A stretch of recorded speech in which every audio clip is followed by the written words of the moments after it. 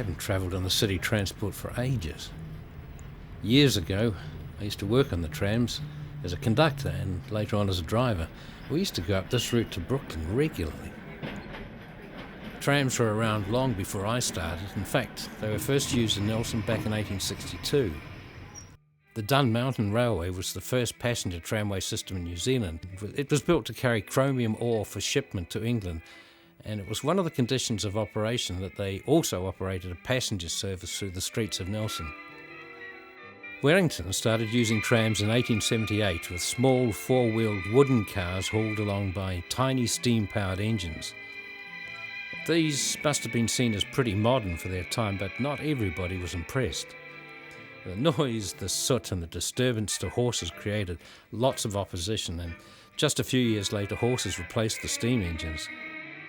The company that operated the system ended up running into financial trouble, and the Wellington City Council took it over at the turn of the century. They decided to adopt electric trams, and 4 years later the first one ran from a new depot at Newtown to the Basin Reserve. At the same time, they changed the gauge of the track and increased the length to 10 miles. A coal-fired steam power station supplied the electricity, and steel poles were erected down the centre of the streets to support the overhead wires.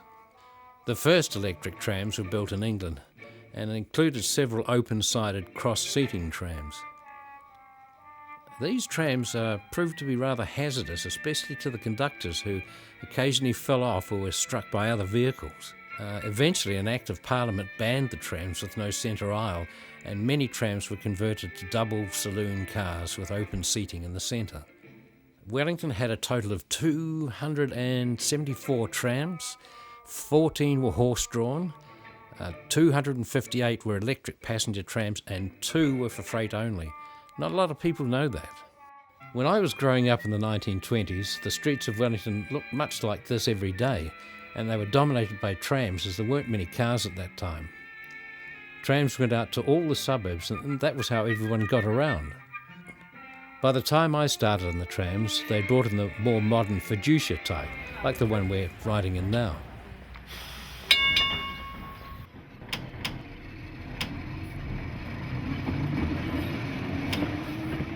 I was 16 when I saw an ad for a conductor.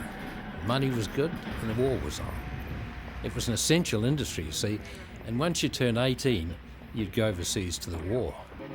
You could say no and work on the trams, and yes, there were some lovely young 16-year-old girls that joined the tramways. There were 2 good reasons for working on the trams.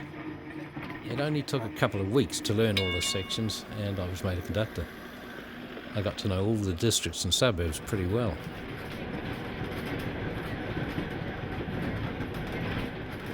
There were several interesting things that happened during the years I worked on the trams, and along with the old identities who caught the trams most days, life was never boring.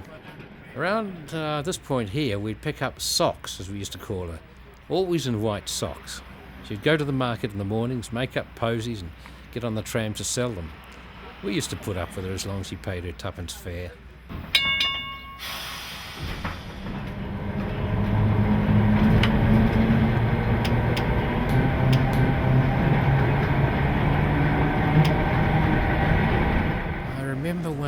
One instance. Ladies' stockings were rationed, of course, and they had to have coupons to buy them. I was conducting a very loaded tram, and there were ladies standing up in both compartments. I was wearing leather shoes with both heel and toe plates. Unfortunately, my heel plate in one shoe was a bit proud, and it caught one of the ladies' stockings, and boy did she have a go at me. However, we had what we called a number 2 report, so I took her name and address, and I made out the report, and she eventually got a new pair of stockings. My girlfriend used to love riding in my tram, and I used to give her a free ride. Well, of course, it was no-no to give anybody a free ride, so I used to issue her a ticket, just in case the inspector got on. On this particular day, she was on the tram, and I'd forgotten to give her a ticket, and she was standing on the back platform of all places. The inspector got on, and I got caught a beauty. Could have been a sacking offence.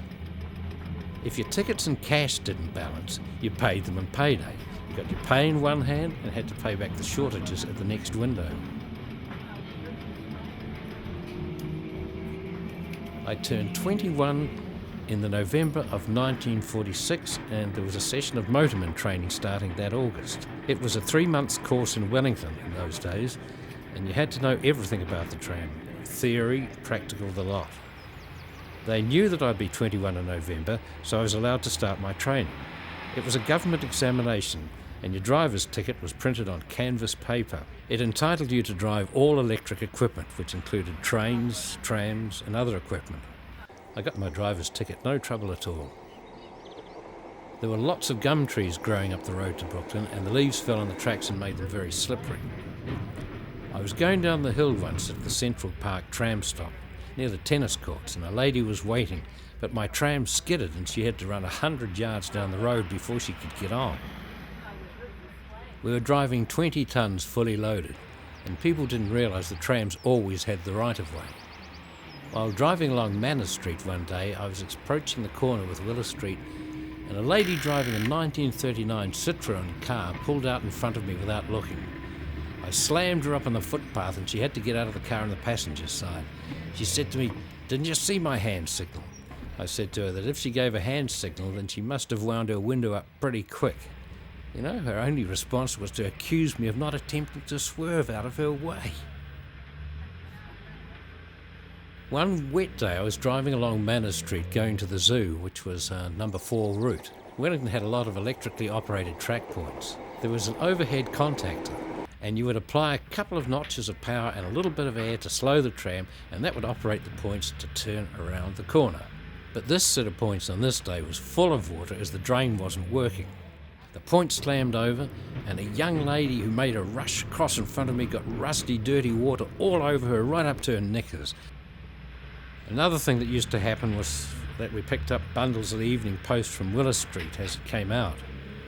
It was part of the motorman's job to unload these papers at various dairies and other places where the paper boys used to pick them up.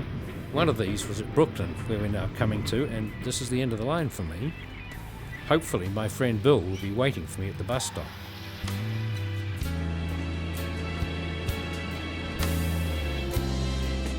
The trams were a really big part of my life, and now I drive them occasionally at Paikakariki, just for fun and enjoyment. You don't forget the old trams or the people that used them.